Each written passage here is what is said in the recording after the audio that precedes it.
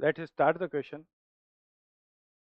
Question को देखिए, question क्या दे रखा है, Z1 Z2 Z3 are the 3 points on a complex number centred at origin. ठीक है, मतलब कोई भी एक सर्किल पर जिसका सेंटर क्या है, ओरिजिन है, उस पर 3 पॉइंट दे रखे हैं, Z1 Z2 Z3 है।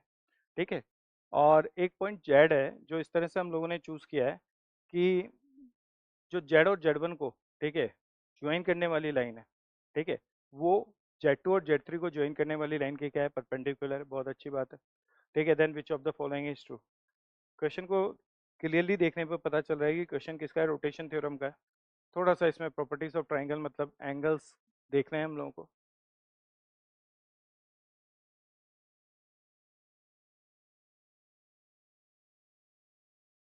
रोटेशन थ्योरम का क्वेश्चन,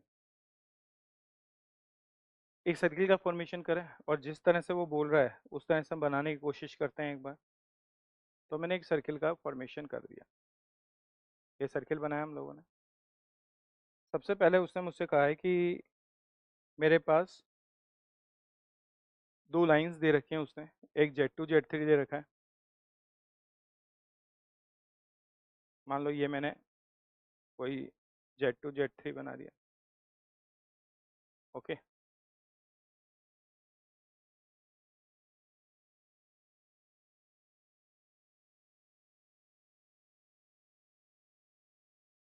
और एक मैंने कुछ बना दी, इसके परपेंडिकुलर लाइन भी बना दी, ये परपेंडिकुलर लाइन बना दी। ओके, मान लो ये मैंने कंसिडर कर लिया आप लोगों का Z1, तो ये कंसिडर कर लेता हूँ Z।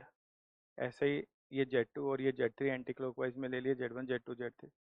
यहाँ पे कहीं पे सेंटर होगा या नहीं होगा, यहाँ पे कहीं पे सेंटर होगा। ओके, है ना, ये दोनों परपेंडिकुलर, आपको पता है ये 90 डिग्री है। ठीक है, आपको पता है कॉन्सेप्ट किसका है, रोटेशन थ्योरम का कॉन्सेप्ट है।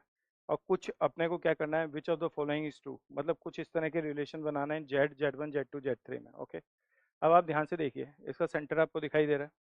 मैंने एक काम किया, ठीक है, मैंने सबसे पहले एक बार Z1 को अपने सेंटर ओरिजिन से ज्वाइन कर लिया।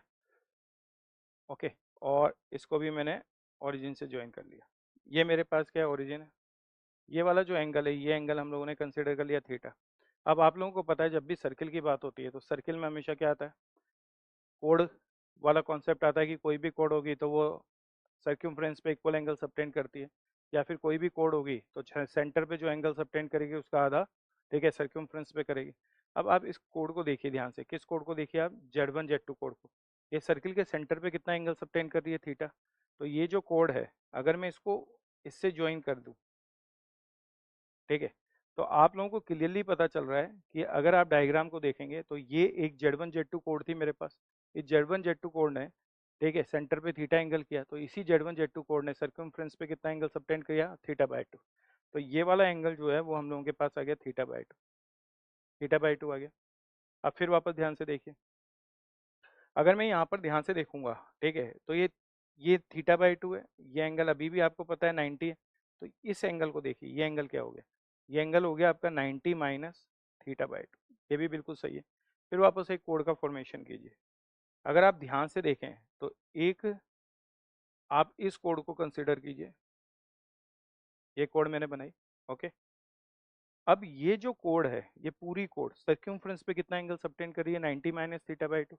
तो ये सर्किल के सेंटर पे कितना एंगल सबटेंड करेगी। अगर मैंने इसको इससे ज्वाइन कर दिया, इसको ज्वाइन किया और इसको ज्वाइन किया, अब देखिए इस कोड ने, ठीक है, इस वाली कोड ने सर्क्यूमफ्रेंस पे कितना एंगल सबटेंड किया, 90 माइनस थीटा/2 किया। तो इसका मतलब ये सर्किल के सेंटर पे क्या करेगी, 90 माइनस थीटा/2 का 2 टाइम्स कर दो।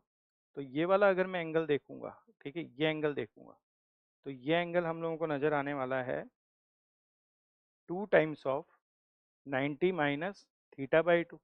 और 2 टाइम्स ऑफ 90 माइनस थीटा मतलब 180 माइनस थीटा लिख दें, ठीक है, या पाई माइनस थीटा लिख दें, एक ही बात है। ओके, आपने कहा बिल्कुल ठीक है, इसमें कोई संशय नहीं है। अब आप रोटेशन थ्योरम लगाइए, ठीक है, एंटी क्लॉकवाइज साइन लगा दो और ये एंटी क्लॉकवाइज साइन लगा दिया। आप लोगों को पता है कि सबकी ओरिजिन से जो डिस्टेंस है वो सेम होगी या नहीं होगी, क्यों, क्योंकि ये सर्किल पे लाइज कर रहे हैं। ठीक है, तो सबकी ओरिजिन से डिस्टेंस क्या होगी, सेम होगी।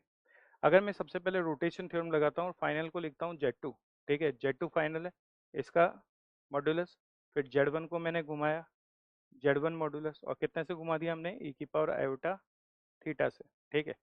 इधर देखेंगे तो फाइनली क्या मिलेगा, Z3 यूनिट लेंथ के लिए Z3 मॉड्यूलस, घुमाया किसको हम लोगों ने, Z को, मॉड्यूलस ऑफ Z, ओके। और कितने से घुमा दिया हम लोगों ने, e की power iota pi minus theta, okay. आप लोगों को पता है ये दोनों क्वांटिटी इक्वल है, ये दोनों क्वांटिटी भी इक्वल है।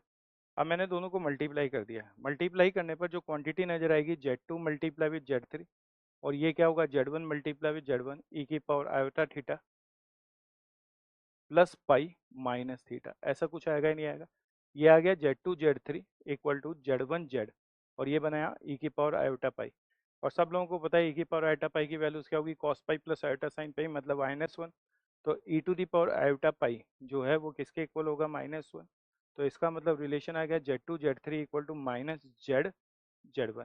अगर मैं इसको शिफ्ट करूंगा तो फाइनली मेरे पास रिलेशन आएगा Z Z1 plus Z2 Z3 equal to 0, fine, ठीक है। तो इस तरह का कोई रिलेशन आएगा तो करेक्ट ऑप्शन मेरे पास क्या होगा, ए इज करेक्ट ऑप्शन।